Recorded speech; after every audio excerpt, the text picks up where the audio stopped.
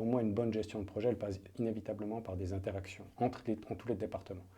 Et si une culture d'entreprise ne favorise pas les interactions, ne favorise pas les échanges, ne favorise justement pas ces échanges, ces partages d'expériences, ça va être difficile de faire avancer les choses de la bonne façon. Bonjour à toutes et à tous et bienvenue dans ce nouveau podcast. Comme d'habitude, on va discuter avec des idéastes pour vous aider à développer vos idées et upgrader vos projets. Avez-vous déjà géré ou organisé un projet? Managez les différents acteurs de celui-ci et vous occupez de la bonne communication et de son bon déroulement. Dans tous les cas, on se retrouve aujourd'hui au CPLN à Neuchâtel pour parler avec Michel Coher. Michel a été en charge du développement de produits horlogers pendant 25 ans avant de créer, organiser et gérer le département R&D du Movado Luxury Group à Bienne. Une collaboration continue avec l'ensemble de la chaîne logistique lui permettra d'acquérir une vision systémique des organisations et ainsi proposer des solutions d'amélioration des processus de développement, de production et de management. En 2019, Michel rejoint la société Gartner Perspective et anime aujourd'hui des formations dans les écoles professionnelles et accompagne les entreprises de Suisse romande dans le développement de leurs projets. En tant que consultant, Michel va nous expliquer les 6 phases de la gestion de projet. Tout d'abord, l'état présent, puis l'état désiré, la stratégie et le plan d'action à mettre en place, puis piloter et évaluer le projet. Vous pourrez ainsi réussir vos projets et atteindre vos objectifs. C'est parti. Alors Michel, bonjour. Merci pour ta participation. Merci Sébastien. Tu es consultant depuis plusieurs années, donc avec plusieurs années d'expérience dans le monde de l'horlogerie. Et tu vas nous expliquer comment mener à bien un projet en 6 phases. Tout d'abord, est-ce que tu pourrais nous rappeler à quel point c'est compliqué de démarrer un projet entre l'idée qu'on s'en fait et ce qui en ressort? Alors, c'est une très bonne question et je pense qu'elle est même incontournable. C'est toujours essayer de bien comprendre d'où on part. Il y a toujours un premier problème, c'est la compréhension du contexte de base. Le contexte de base est fondamental. Le mandant vient avec une idée préconçue, en tout cas l'idée que lui il peut se faire de son projet, et il faut absolument qu'on puisse aligner une parfaite compréhension entre ce que lui il a décrit et ce que nous on sera réellement capable de mener comme projet. Donc on voit bien que dès le départ, il peut y avoir de l'incompréhension, donc des problèmes de communication ou autres entre les différentes parties du projet. C'est quasiment systématique. Chacun a une opinion tout à fait personnelle du projet. On s'en fait une opinion, on s'en fait une idée, on projette quelque chose, on projette un environnement, on projette une histoire. Et en fait, il faut absolument aligner cette histoire au départ pour faire en sorte de partir sur les bons rails. L'idée du mandant ou l'idée que nous ou notre équipe s'en fait peut être différente. C'est pour ça qu'il est primordial, dès le départ, d'aligner la compréhension globale et l'histoire du projet pour démarrer au mieux. Donc la première phase de la gestion de projet, c'est bien évidemment d'identifier déjà toutes les parties prenantes, mais c'est aussi d'identifier leurs besoins, les risques du projet, etc. Absolument. En tout cas, comprendre qui sera d'une façon ou d'une autre, de près ou de loin, concerné par le projet. Donc on résume ça sous le terme partie prenante, mais pour moi, partie prenante, ça doit pousser inévitablement à plus de réflexion. Qui sera concerné par ce projet? Qui sont les personnes directement concernées et qui sont les personnes indirectement concernées? En quoi elles vont potentiellement pouvoir avoir une influence sur ce projet? Et ça, c'est très important de le comprendre. Est-ce que les besoins de ton expérience, donc est-ce que tu as remarqué si les besoins des parties prenantes varient en fonction de chaque projet ou est-ce que d'une manière générale, ces mêmes besoins reviennent? Je ne peux pas dire s'il y a vraiment une systématique, mais les besoins des parties prenantes, je dirais que non. Il vaut mieux pas considérer qu'ils sont systématiquement les mêmes, ils sont souvent différents, il y a des besoins qui sont différents, il y a des compréhensions surtout qui sont différentes. Et à mon avis, c'est vraiment la plus grande des difficultés. C'est une partie prenante, elle est un peu comme une personne, n'importe quelle personne finalement qu'on pourrait côtoyer tous les jours. C'est qu'elle peut avoir une certaine compréhension à un moment T, mais une autre compréhension quelques jours plus tard. Donc cette analyse des parties prenantes, elle est vraiment très importante parce qu'en fonction de l'importance du projet, ça va avoir certainement un impact, ça va peut-être potentiellement attirer d'autres parties prenantes auxquelles on n'aurait pas pensé. Et c'est ça qui est vraiment très important de comprendre dès le départ. C'est quelles sont les parties prenantes impliquées, concernées, et en quoi il va falloir répondre à leurs besoins en fait. Tout à l'heure, on discutait du contexte. C'est vrai qu'on a remarqué que les gens aiment bien savoir à quelle sauce ils vont être mangés, dans quel contexte est-ce qu'ils sont. Tu as remarqué ça aussi de ton expérience que c'était une chose fondamentale pour mener à bien un projet aussi. On a besoin de raconter une histoire qui permette de comprendre comment on va raccrocher les wagons de ce projet-là. Et les gens qui ont vécu des expériences où ils étaient ponctuellement sollicités pour une partie du projet étaient plutôt souvent frustrés du fait qu'ils n'avaient pas une idée globale, qu'ils n'avaient pas une bonne compréhension. On a parlé d'écosystème aussi un petit moment tout à l'heure, et pour moi, je pense que c'est un des meilleurs moyens de comprendre ce qu'est le contexte. Ça représente un ensemble d'activités qu'il va falloir mettre bout à bout, et cette activité, elle a besoin de ressources humaines ou matérielles, et il va falloir faire des liens entre tout ça. Et on a besoin d'expliquer ces liens entre les différentes parties prenantes, entre les différents membres de l'équipe projet. Au début du projet, il faut savoir qui va faire partie du projet, mais surtout pourquoi ces personnes vont en faire partie. Avoir une compréhension globale leur permettra de faire des liens entre les ressources nécessaires au projet et de les utiliser au mieux, mais également d'évoluer dans un contexte plus confortable. L'état qui suit l'état présent, donc ce dont on vient de discuter, c'est l'état désiré, c'est de se faire une idée précise de là où on va. Absolument. L'état désiré, c'est imaginer quels sont les objectifs qu'on veut atteindre. L'état désiré, c'est est-ce que j'ai bien compris l'état initial? L'état initial, il y a la demande du mandant. Il se fait une certaine idée de ce qu'il aimerait obtenir au final. Mandant qui soit en interne ou en externe. Et l'état désiré, c'est essayer de se projeter dans le futur en se disant voilà, c'est ce qu'on doit obtenir. Et ce que je cherche à obtenir, je dois réussir à le formaliser de la manière la plus claire possible, de manière à pouvoir aligner aussi les besoins du mandant en l'occurrence et de l'équipe projet. Quels seront les travaux à effectuer pour pouvoir aboutir à cet état désiré? L'état désiré, c'est la finalité du projet. Qu'est-ce que mon équipe devra avoir accompli à la fin du mandat? Cela lui permettra de savoir où elle va.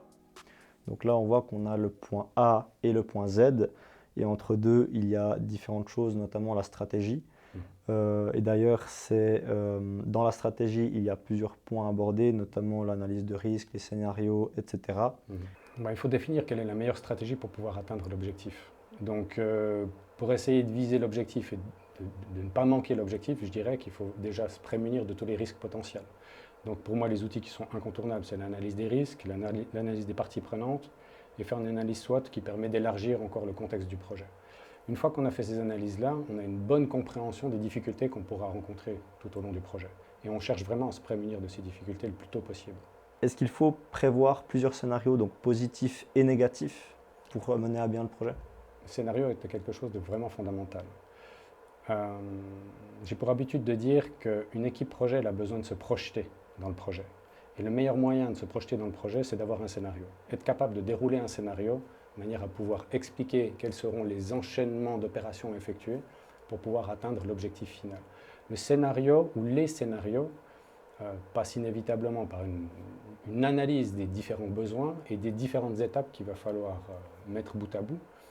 Et il n'y a pas forcément une bonne façon de procéder, il peut y en avoir plusieurs. Et l'élaboration d'un scénario, de plusieurs scénarios, sert justement à déterminer quel sera le chemin le plus court, le plus efficace, le plus efficient finalement. Comment atteindre l'objectif final? La réponse dépendra de la situation et donc seul vous pourrez y répondre. Cependant, on peut déjà se faire une idée globale grâce à l'utilisation des différents outils cités et à l'extrapolation de différents scénarios pour se prémunir de ces difficultés. L'étape qui suit la stratégie, c'est le plan d'action. Est-ce que tu pourrais nous expliquer exactement en quoi est-ce que le plan d'action est fait, de quoi il est composé? Donc on avait parlé de la planification d'une manière générale. La planification, pour moi le plan d'action c'est vraiment, une fois qu'on a élaboré le projet dès le départ, qu'on a une idée vraiment précise de ce qu'on cherche à piloter au niveau du projet, le plan d'action, c'est un petit peu la cerise sur le gâteau. C'est la planification qui passe souvent par l'outil qu'on appelle Gantt, la planification Gantt. Mais tout ça ne peut être réalisé qu'à partir du moment où on a une idée bien précise des différentes tâches qu'on aura à effectuer. Donc, on doit identifier des tâches. On doit absolument identifier des tâches qui seront incontournables, qu'on va devoir répartir en termes de rôles et responsabilités au sein de l'équipe. Donc, identifier quelles seront les personnes qui seront mandatées, missionnées pour atteindre ces objectifs. Et ensuite piloter cette activité par l'intermédiaire d'un Gantt, qu'on a déjà essayé de planifier par l'intermédiaire d'un scénario.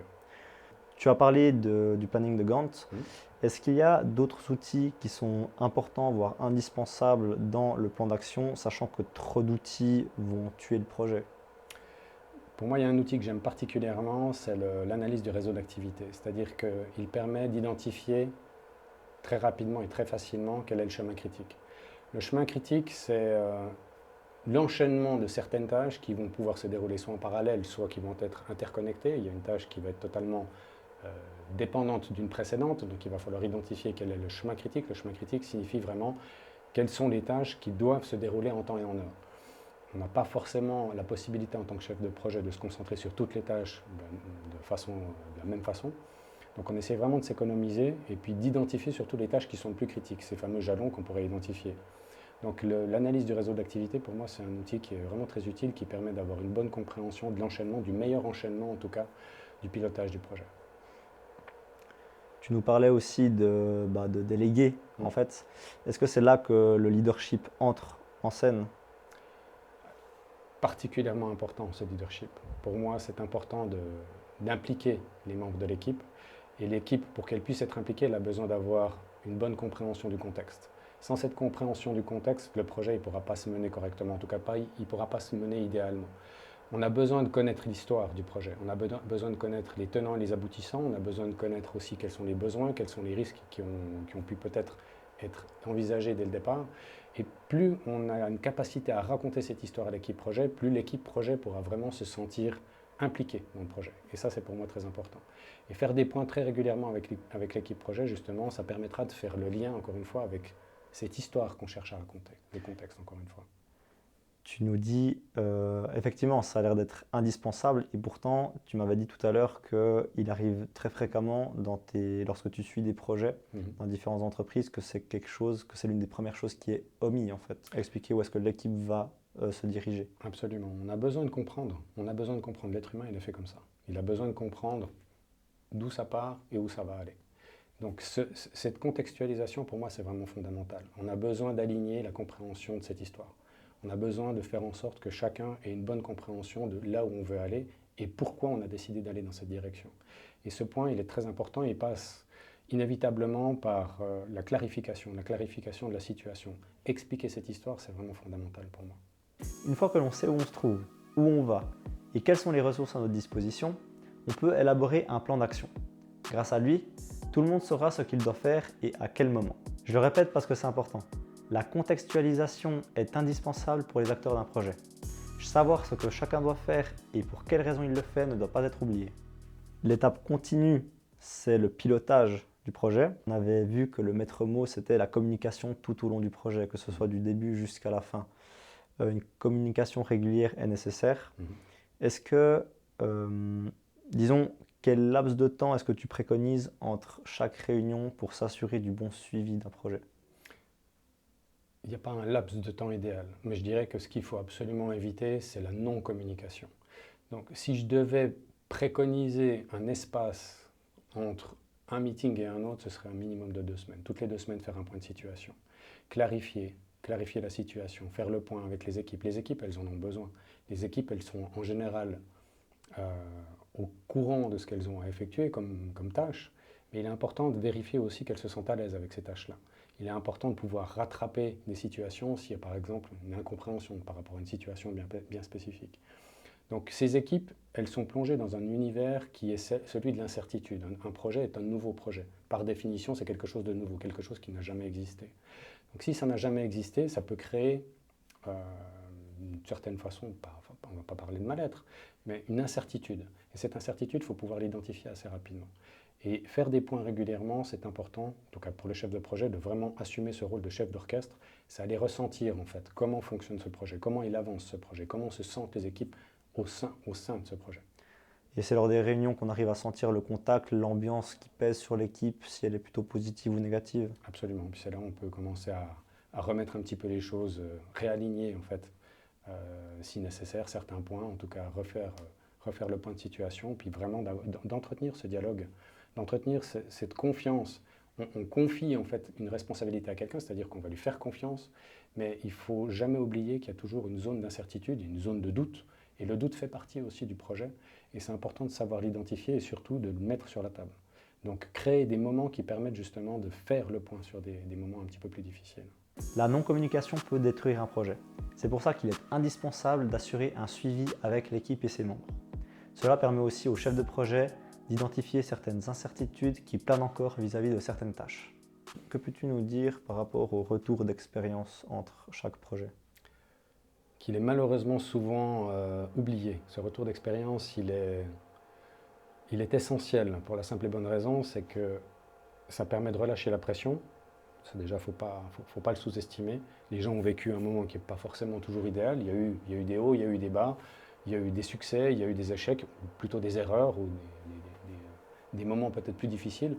Et faire un point de situation permet de clarifier les choses, permet de poser sur la table des vraies améliorations potentielles, et ça, il ne faut jamais le sous-estimer, et ça vient fédérer en fait l'esprit d'équipe, ça vient créer cet esprit d'équipe que tout le monde attend en fait. Le retour d'expérience pour moi, c'est vraiment le moment qui permet de créer l'équipe, et de faire un point de situation sur ce qui s'est passé. Tu m'avais dit aussi tout à l'heure que ça arrivait régulièrement de retravailler avec les mêmes équipes. C'est donc quelque chose d'indispensable pour le prochain projet que l'équipe va devoir, dans lequel elle va devoir se relancer. On apprend à travailler avec les gens quand on est dans un contexte projet. Donc, c'est important de pouvoir vraiment régulièrement faire le point avec cette équipe et créer ces liens qui sont très importants.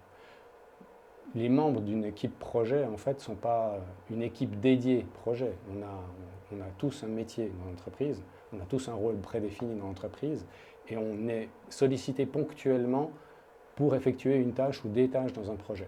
Donc naturellement, on n'est pas amené à travailler uniquement avec cette équipe, on est amené à travailler dans notre environnement professionnel. Donc il faut absolument créer ce moment qui permette aux gens de s'exprimer et d'apprendre à se connaître, d'apprendre à travailler ensemble.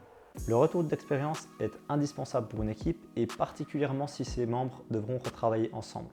Cela permet de faire le point, mais également d'échanger et de créer des liens. Mais il n'y a pas que ça. Le management, soit l'organisation de l'entreprise, a également un rôle à jouer. Mais quelle est l'influence du management par rapport à un projet? Un nouveau projet est forcément quelque chose qui va se dérouler au sein d'une entreprise. L'entreprise, elle a une certaine vision, elle a certains objectifs. Donc elle doit avoir une organisation qui permette à ce projet de pouvoir voir le jour dans de bonnes conditions. Donc il doit s'appuyer sur une organisation qui permette de soutenir les équipes. Donc il doit y avoir une culture d'entreprise aussi qui favorise le partage, qui favorise les échanges, qui favorise les interactions, qui favorise la responsabilisation, mais qui favorise aussi la confiance. Et la confiance est fondamentale dans la gestion de projet. La gestion de projet, comme n'importe quel management, en fait, c'est gérer une nouvelle activité en créant le contexte qui permette à chacun de pouvoir s'exprimer de la meilleure des façons possibles, que ce soit professionnellement, que ce soit oralement, que ce soit concrètement parlant en tout cas. Donc le management, pour moi, c'est l'organisation de l'entreprise et c'est la culture d'entreprise qui favorisera en fait une bonne gestion d'équipe. Est-ce que ça t'est déjà arrivé d'arriver dans une entreprise qui ait une mauvaise culture, un mauvais soutien de la part de tous les collaborateurs et qu'il y ait des difficultés dans le projet par rapport à ça?